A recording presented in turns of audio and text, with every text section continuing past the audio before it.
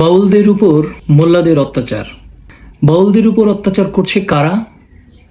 বাউলদের উপর অত্যাচার করছে পায়ুযোদ্ধারা, যারা সমাজে সবসময় বিশৃঙ্খলা, ঘরবাড়ি ভাঙচুর, অগ্নিসংযোগ, এমনকি মানুষ হত্যার মধ্যে নিয়োজিত।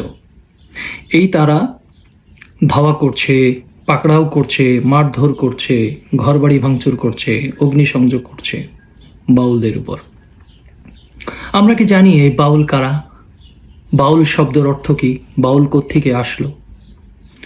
প্রচলিত বাউলদের ব্যাখ্যা করার আগে বাউল শব্দটা নিয়ে আমরা যদি বলি, বাউল শব্দ কোনো গোষ্ঠীর বা কোনো হম্বিতম্বিদের দেওয়া শব্দ নয়। বাউল শব্দের অর্থই হচ্ছে মুক্ত, স্বাধীন চেতা, যে নিজের ভেতরে নিজের সত্তাকে খোঁজে।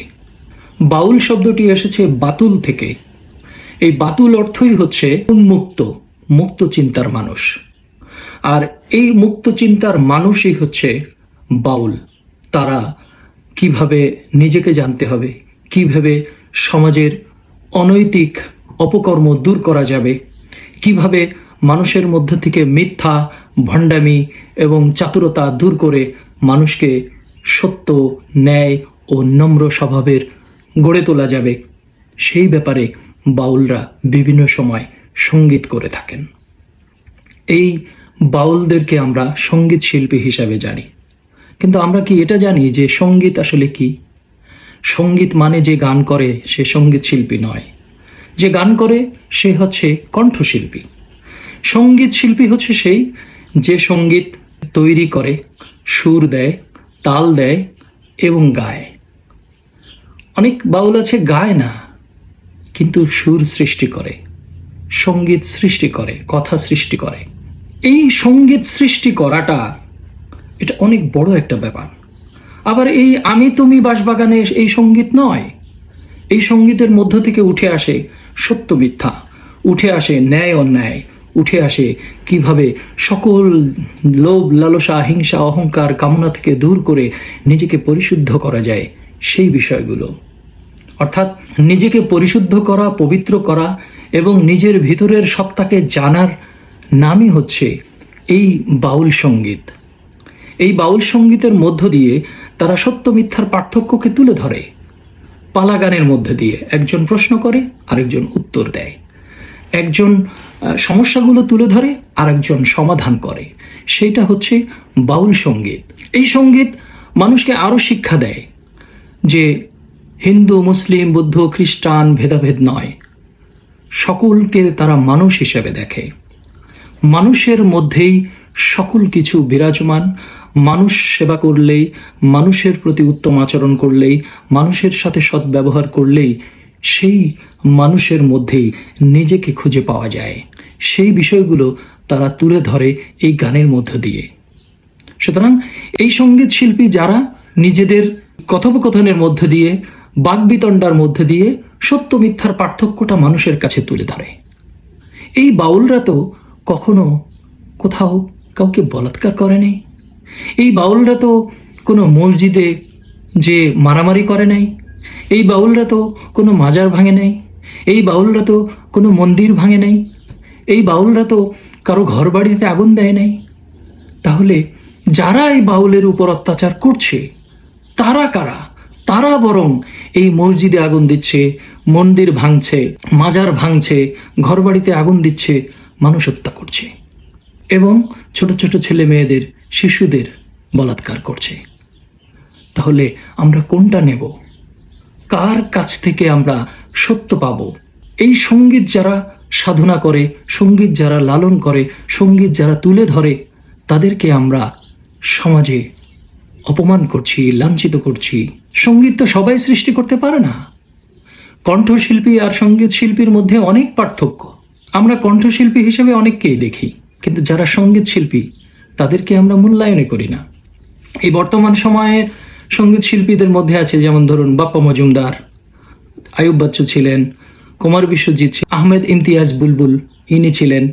আগের সময়ে ছিলেন আব্দুল আলিম, আব্দুল জব্বার, ডিএল রায়, তারপরে ছিলেন ভূপেন হাজারিকা, রবীন্দ্রনাথ, কাজী নজরুল, লালন সাইজি।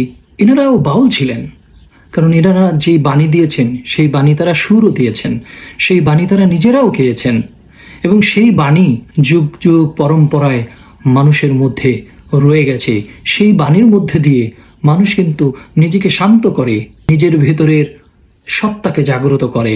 ছিলেন বাউল সম্রাট শাহ আব্দুল করিম, অসাধারণ বাণী দিয়েছেন। জালালউদ্দিন খাঁ অসাধারণ বাণী দিয়েছেন।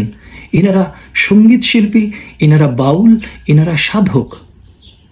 তো এই বাউল তো সেই সাধকের বিষয়গুলোই চর্চা করেন। এই বাউল কখনো কারোর উপর অত্যাচার করেন না, মানুষ মানুষ হিসেবে ভেদাভেদ করেন না। এই বাউল কারোর উপর জোর জবরদস্তি করেন না, কাউকে ছোট বড় করেন না, কাউকে ঘৃণা অবজ্ঞা অবহেলা করেন না। বরং তার উল্টাটা, যেটা সত্য, ন্যায়, আদর্শ, বিনয়ী, উত্তম আচরণ, মানুষকে মানুষ হিসেবে সম্মান করা, ধন সম্পদ বিলিয়ে দেওয়া, এই কাজগুলো তারা করেন। আর সেই বাউলদেরকে আমরা অত্যাচার করি। আর অত্যাচার কারা করছে? যারা এগুলোর একটাও করে না, এর উল্টোটা করে। তো আমরা এই বাউলদেরকে সম্মান করতে জানি না, আমরা ছুটছি ভেড়ার পালের পেছনে। এই যে মব জাস্টিস, সন্ত্রাস, এগুলো কেন হয়? মব আন্দোলন যারা করছে, অর্থাৎ এই যে গণ আন্দোলন, এরা সত্য মিথ্যা দেখে না, এরা আগামাথা দেখে না। একজন যদি একটা কথা বলে, সবাই ওটার পেছনে ছোটে। ধরুন আপনি যদি বলেন, এই তুমি কি পাগল নাকি, তোমার কি মাথা খারাপ হয়েছে, এই পুরো কথাটা না নিয়ে ওরা ওই শুধু পাগলটা নেবে, এই আমাকে পাগল বলেছে। একজন বলবে, সাথে সাথে পিছনের সব আবালরা এই পাগল বলছে, পাগল বলছে, ধর মার ইত্যাদি শুরু করে দেবে। তো এই মব জাস্টিস হচ্ছে এরকম। ওরা ভালো মন্দ দেখে না, আগামাথা দেখে না, একটা শব্দকে কোট করে শুরু করে দেয়। আর সেভাবেই এরা কবর থেকে লাশ তুলে পুড়িয়ে ফেলছে, মাজার ভাঙচুর করছে, মন্দির ভাঙচুর করছে, এমনকি মসজিদ, যেই মসজিদ নিয়ে নিজেরা এত বড়াই করে, মসজিদ আল্লাহর ঘর, এটা পবিত্র জায়গা, এখানে আল্লাহর ইবাদত করতে হবে, এখানে দুনিয়াবে কথাবার্তা বলা যাবে না, এখানে রাজনীতি করা যাবে না, ইত্যাদি ইত্যাদি কথা কিন্তু এরা এতকাল বলে আসছে। কিন্তু এখন সেই জায়গাটায় এরা মারামারি করছে, ভাঙচুর করছে, আগুন পর্যন্ত দিচ্ছে। তো এরা কোন ধর্ম পালন করে? এ কারণেই বলি যে মোল্লার ধর্ম আর আল্লাহর ধর্ম এক নয়। মোল্লার ইসলাম আর আল্লাহর ইসলাম এক নয়। আল্লাহর ইসলাম শেখায় মানবতা, অসাম্প্রদায়িক চেতনা বাস্তবায়ন করা, সকলের প্রতি উত্তম আচরণ করা, সকলের প্রতি ন্যায় আচরণ করা, সকলের সাথে ভ্রাতৃত্ব বজায় রেখে একে অপরের আপন হওয়া। সেই জায়গাগুলোতে আমরা কই? এই জায়গাগুলো ধরে রেখেছিলেন কিন্তু এই বাউলরা, এই সাধকরা, এই অলিয়া উলিয়ারা, এই পীরেরা।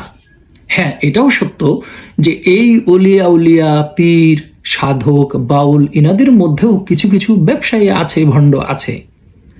কিন্তু তার মানে তো এই নয় যে বাউল মানেই খারাপ। আপনার মসজিদেও তো আপনারা বলাৎকার করছেন, ধর্ষণ করছেন। কই, একটা মসজিদ তো ভাঙলেন না। আপনারা খোঁজ নিয়ে দেখুন, প্রত্যেকটা মাদ্রাসায় শিশুরা নির্যাতিত হচ্ছে। কই, এর জন্য তো একটা মাদ্রাসাও ভাঙলেন না।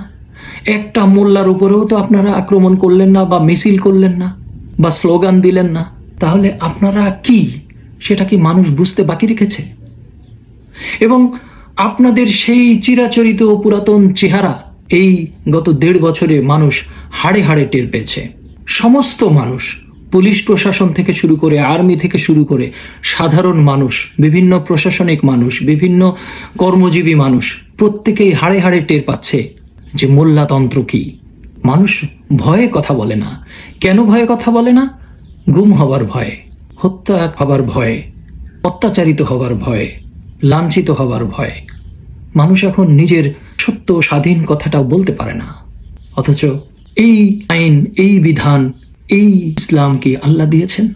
আল্লাহ বলেছেন সর্বাবস্থায়, সকল জায়গায় বাণী একটাই, বিশ্বাস করো এবং সৎ কাজ করো। আর সেই সৎ কাজগুলো কি? মানুষের সেবা। এতিমকে সাহায্য করো, গরিবকে সাহায্য করো, পথচারীকে সাহায্য করো, ভ্রমণকারীকে সাহায্য করো, ঋণগ্রস্তকে সাহায্য করো, যারা দাসত্ব বন্দী হয়ে আছে তাদেরকে দাসত্ব থেকে মুক্ত করার জন্য চেষ্টা করো। প্রতিশ্রুতি দিলে তা রক্ষা করো। প্রতিশ্রুতি আমি কাকে দেই? প্রতিশ্রুতি মানুষকেই দেই। তো সেই মানুষের সম্মানের জন্যই প্রতিশ্রুতি রক্ষা করতে বলা হয়েছে। আমানত দিলে সে আমানত রক্ষা করো, সকল প্রকার আমানত।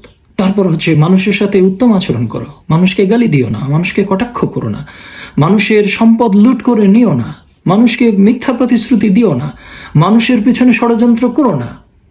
এই সমস্ত কথাই তো মানুষের জন্য। সেই মানুষকে কষ্ট দিয়ে, সেই মানুষকে আঘাত করে, সেই মানুষকে হত্যা করে আমরা কি প্রমাণ করতে যাচ্ছি? সুতরাং এই ভণ্ডদের পেছনে যারা এখনো ছোটেন এবং এখনো কেউ কেউ বলেন যে না ঠিকই করেছে, তাদেরকে আমি বলবো একবার একটু নিজের দিকে তাকান। ধরুন আজকে আপনার উপর যদি এই অত্যাচার হতো, এই আক্রমণ হতো, আপনার সন্তানের উপরে আক্রমণ হতো, আপনার পরিবারের উপরে হতো, তাহলে আপনি কিভাবে ভাবতেন? সেভাবে একটু ভাবুন যে এই বাউল সম্রাটরা, এই বাউল সঙ্গীত শিল্পীরা কখনো কারোর উপরে আক্রমণ করেনি, কখনো কারোর সম্পদ লুট করে নেয়নি, কখনো কারোর উপর গালিগালাজ করেনি, কখনো কারোর ঘর বাড়িতে আগুন দেয়নি, কখনো কোনো শিশু নারী হত্যা করে নাই, ধর্ষণ করে নাই, কখনো কারোকে ছোট বড় করে দেখে নেই। এরা সবসময় এই শিক্ষাই দিয়ে এসেছে যে সবার উপরে মানুষ, মানুষে মানুষে কোনো ভেদাভেদ নাই, সাদা কালো, ছোট বড়, ধনী গরিব, হিন্দু মুসলিম কোনো ভেদাভেদ নাই, সবার উপরে মানুষ। একটা মানুষ সে হিন্দু হোক, মুসলিম হোক, খ্রিস্টান হোক, বৌদ্ধ হোক, অর্থাৎ যে সংস্কৃতির হোক, যে জাতির হোক, তার মূল পরিচয় হচ্ছে সে আগে মানুষ। তারপর হচ্ছে তার বিশ্বাস ও সৎকর্ম দ্বারা সে নিজেকে প্রতিষ্ঠিত করেছে কিনা। যদি করে থাকে, সৎকর্ম করলে সে মুসলিম, কারণ এইগুলো নির্ভর করে সৎকর্মের উপর। এইগুলো আপনি লোক দেখায় দেহের সেজদা দিলেন, রুকু দিলেন, টুপি পরলেন, জুব্বা পরলেন, এগুলোর উপর নির্ভর করে না। আমি কোরআনের আয়াতগুলো দিয়ে সেজদা সম্পর্কে একটা আলাদা ভিডিও করব, সেখানে আমি দেখাবো যে সেজদা আসলে কি, এটা কি দেহের, আর সেজদা আমরা কোথায় দেই। সেজদা যদি আল্লাহতে দেই, তাহলে আল্লাহ কি মাটিতে থাকে? আল্লাহ কি পাটিতে থাকে? জায়নামাজে থাকে?